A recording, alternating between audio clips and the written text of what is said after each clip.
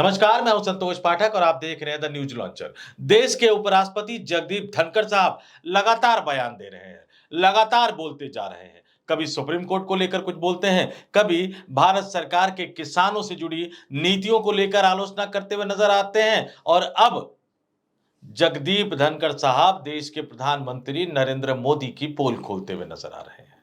शब्दों के जादूगर हैं, शब्दों से खेलने के माहिर खिलाड़ी हैं और इसलिए जगदीप धनखड़ साहब जो बोलते हैं वो खबर बन जाती है, लेकिन जो नहीं बोलते हैं या बोलने के पीछे जो उनकी मंशा होती है वो भी कई तरह के सवाल खड़े कर देती है। तो जगदीप धनखड़ साहब कल उत्तर प्रदेश की राजधानी लखनऊ में थे। उत्तर प्रदेश की राज्यपाल आनंदीबेन पटेल की पुस्तक के विमोचन समारोह में।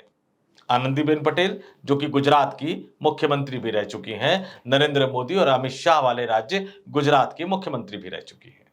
तो उस कार्यक्रम में बोलते हुए एक एक करके जगदीप धनखड़ ने जबरदस्त तारीफ करी।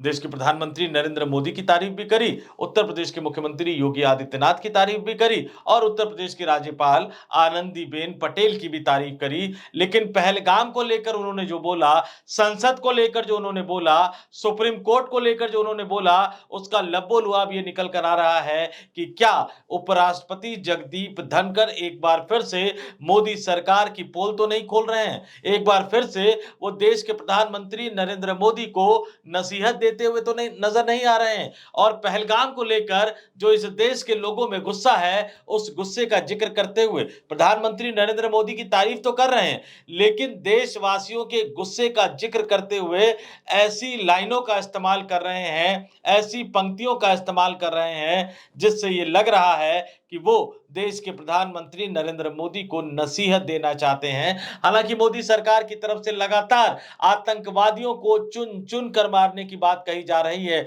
खुद प्रधानमंत्री नरेंद्र मोदी जम्मू कश्मीर के पहलगाम में हुए आतंकी हमले के अगले दिन बिहार में जाकर अंग्रेजी में चेतावनी दे चुके हैं और देश के केंद्रीय गृह मंत्री अमित शाह ने कल दिल्ली में आतंकवादियों को सबक सिखाने की बात कही, चुन-चुन कर बदला लेने की बात कही। लेकिन कल ही देश के उपराष्ट्रपति जगदीप धनखड़ ने उत्तर प्रदेश की राजधानी लखनऊ में क्या कहा, वो सुनिए, आपके स्क्रीन पर सुनवाता हूं। पहलगाम एक चुनौती प्रस्तुत करता है, but the nation is fortunate to have a towering leader, Prime Minister Narendra Modi in his third term,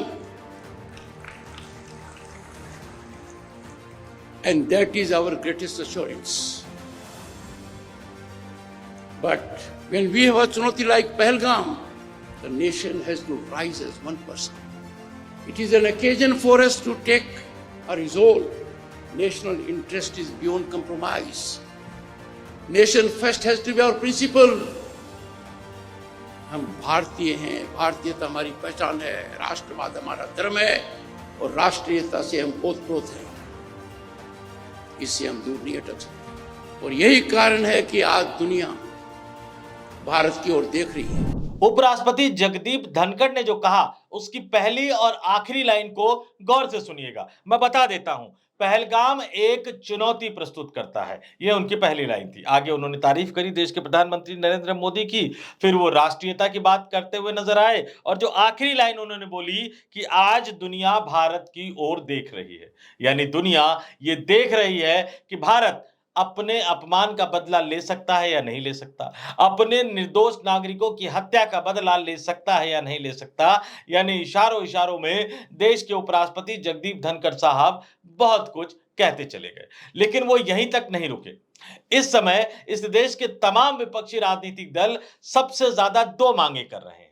पहली मांग, वो सत्तारूढ़ पार्टी के ट्रैप में फंसने से इस बार थोड़े से बच गए हैं, तो पहली मांग उनकी यह है कि पाकिस्तान को सबक सिखाया जाए, आतंकवादियों को मुंह तोड़ जवाब दिया जाए और पूरा विपक्ष इस मसले पर सरकार के साथ खड़ा है। लेकिन दूसरी मांग जो इसी तरह की महत्वपूर्ण मांग है, वो तमाम विपक्षी राजनीतिक दल देश के प्रधानमंत्री नरेंद्र मोदी से ये अपील कर रहे हैं कि वो संसद का सत्र बुलाए, तमाम विपक्षी राजनीतिक दल इसको लेकर पत्र भी लिख रहे हैं। लोकसभा में विपक्ष के नेता कांग्रेस के पूर्व राष्ट्रीय अध्यक्ष राहुल गांधी ने भी प्रधानमंत्री नरेंद्र मोदी को पत्र लिखा। राज्यसभा में विपक्ष के नेता और कांग्रेस के वर्तमान राष्ट्रीय अध्यक्ष मल्लिकार्जुन खड़गे ने भी प्रधानमंत्री नरेंद्र मोदी को पत्र लिखकर संसद का विशेष सत्र बुलाने की मांग की। फारूक अब्दुल्ला ने भी यही मांग की। समाजवादी पार्टी के सांसद ने भी यही मांग की।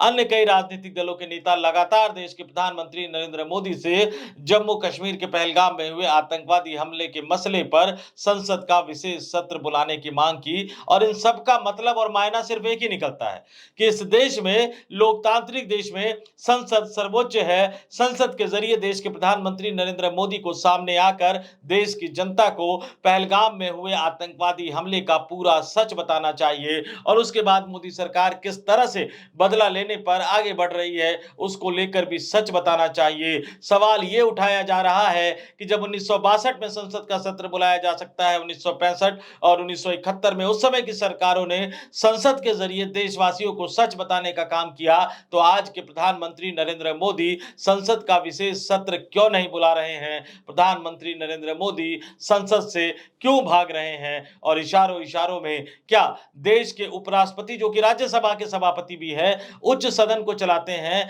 क्या वो प्रधानमंत्री नरेंद्र मोदी को उनके कर्तव्य की याद दिला रहे हैं? क्योंकि सुप्रीम कोर्ट की आलोचना करना, सुप्रीम कोर्ट को उसकी हद बताना, ये जगदीप धनखड़ तो पिछले लंबे समय से कर रहे हैं। लेकिन अब जगदीप धनखड़ ने लखनऊ में ये याद दिलाया कि कैसे देश की जो संसद है वो सर्वोच्च है, कैसे देश की संसद जनता का प्रतिनिधित्व करती है। जगदीप धनखड़ ने सीधे सीधे कहा कि 140 करोड़ जनता अपनी भावना व्यक्त करती है, कहां? चुनाव में व्यक्त करती है और अपने जनप्रतिनिधियों के माध्यम से। और वह जनप्रतिनिधि, इस लाइन को गौर से सुनिएगा कि 140 करोड़ जनता जनप्रतिनिधियों के माध्यम से अपनी भावना व्यक्त करती है और वह जनप्रतिनिधि अकेले जनता के मानस को बताते हैं, यानी जनता के दिमाग में क्या चल रहा है ये उनके सांसद बताते हैं। और सिर्फ इतना ही नहीं, जनता उन्हें अकाउंटेबल, यानी उनका उत्तरदायित्व, उनकी जिम्मेदारी भी तय करती है चुनावों में। तो जब संसद इतना सर्वोच्च है और संसद में चुने गए सांसद जनता की एकमात्र आवाज है, बकौल देश के उपराष्ट्रपति जगदीप धनखड़ साहब, तो फिर प्रधानमंत्री नरेंद्र मोदी संसद का विशेष सत्र बुलाने से डर क्यों रहे हैं? संसद का विशेष सत्र बुलाने से परहेज क्यों कर रहे हैं? और किन शब्दों में संसद को, सांसद को लोकतांत्रिक प्रक्रिया में सर्वोच्च बताते हुए नजर आ रहे हैं जगदीप धनखड़ साहब? ये बयान भी मैं आपको सुनवाता हूं अपने स्क्रीन पर। जगदीप धनखड़ साहब का, देश के उपराष्ट्रपति का, ये बयान भी सुनिए। All institutions have their own role to play. One should not play the role of the other. We have to respect Constitution in letter, in spirit, in a sense. और मैं कह चुका हूं, 140 करोड़ जनता अपनी भावना व्यक्त करती है चुनाव में अपने जनप्रतिनिधियों के माध्यम से, और वो जनप्रतिनिधि अकेले जनता के मानस बताते हैं। And the people hold them accountable in elections. और इसलिए मैंने आम आदमी की भाषा में कहा है, जिस तरीके से विधायिका फैसला नहीं लिख सकती, ये न्यायालय का काम है, उसी तरीके से कानून नहीं किया जा सकता। I have highest respect for judiciary. I am a foot soldier of judiciary. I have spent more than 4 decades as a lawyer. It was only in 2019 I ceased to be a lawyer upon being appointed governor state of West Bengal. मैं जानता हूं judiciary में प्रतिभाशाली लोग हैं, judiciary का बहुत बड़ा महत्व है। हमारी प्रजातांत्रिक व्यवस्था कितनी मजबूत है, it is defined by state of judiciary. At a global benchmark, our judges are one of the best. But then I appeal, we should show collaboration, coordination, and cooperative stance. Institutions, executive, judiciary, and legislature must work in tandem and togetherness. ये तो देश के उपराष्ट्रपति जगदीप धनखड़ के लंबे चौड़े भाषण के 2 छोटे अंश मैंने आपको सुनाए। और उनका विश्लेषण भी कर दिया। राजनीति में वैसे भी कहा जाता है कि नेता जो कहते हैं वो तो अपने आप में खबर होती है, हेडलाइन बनती है, लेकिन जो वो कहना चाहते हैं वो भी अपने आप में खबर होती है और हेडलाइन से इतर जाकर, हेडलाइन से अलग जाकर हकीकत में वही खबर होती है। तो पहलगाम के मसले पर यह कहना कि पूरा विश्व, पूरी दुनिया भारत की ओर देख रही है और संसदीय लोकतंत्र के मामले में यह कहना, संसद की सर्वोच्चता के मामले में यह कहना कि संसद और सांसद ही एकमात्र आवाज होते हैं देश के 140 करोड़ जनता के, तो सीधे-सीधे कहा जा रहा है कि पहलगाम जैसा बड़ा आतंकवादी हमला हुआ तो संसद सत्र बुलाकर सरकार संसद के जरिए, सांसदों के जरिए देशवासियों को भरोसा क्यों नहीं दिलाती, देशवासियों को सच क्यों नहीं बताती। और ये सवाल भी अपने आप में बहुत ज्यादा महत्वपूर्ण है कि बैठक बुलाना, बैठक के वीडियो रिलीज करना जिसमें ऑडियो ना हो। वैसे इस तरह की बड़ी बैठक की जो वीडियो है उसमें ऑडियो रिलीज होना भी नहीं चाहिए, बतौर पत्रकार मेरा मानना है। लेकिन फिर सूत्रों के हवाले से यह खबर चलवाना कि प्रधानमंत्री नरेंद्र मोदी ने सेना को खुली छूट दे दी है, ये तो भारतीय जनता पार्टी की केंद्र सरकार कई साल पहले ही कह चुकी है कि उनकी सरकार में सेना को खुली छूट है। तो क्या अब जो खुली छूट की खबरें प्लांट करवाई गई, प्लांट मैं इसलिए कह रहा हूं कि इस खबर की विश्वसनीयता तब बहुत ज्यादा होती जब यही बात खुलकर कही जाती, क्योंकि सूत्रों के हवाले से इस तरह की खबर चलाने का कोई मतलब नहीं है। और जो लोग भी उस बैठक में मौजूद थे उनमें से तो कोई प्लांट करेगा नहीं जब तक कि सरकार के शीर्ष स्तर से जो मीडिया को टैकल करते हैं, जो मीडिया को देखते हैं, उन तक ये खबर आदेश के रूप में, निर्देश के रूप में पहुंचाया ना गया हो।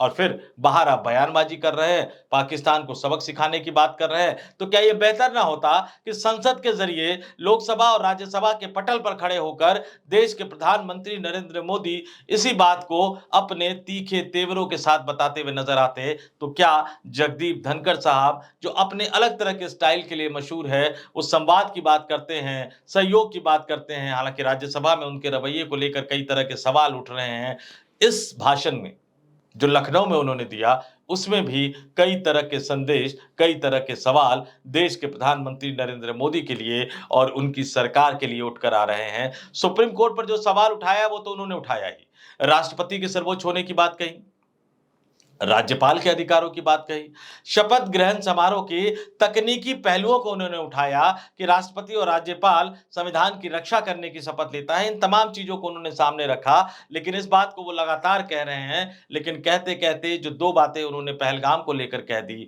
और दूसरी बात उन्होंने संसद और सांसद की सर्वोच्चता को लेकर कह दी, 140 करोड़ भारतीयों की आवाज को लेकर कह दी, वो अपने आप में एक सीधा और स्पष्ट संदेश है। और पता नहीं देश के प्रधानमंत्री नरेंद्र मोदी तक उनका यह संदेश पहुंच पाएगा या नहीं पहुंच पाएगा, लेकिन इसने देश की राजनीति में खलचल तो पैदा कर ही दी है।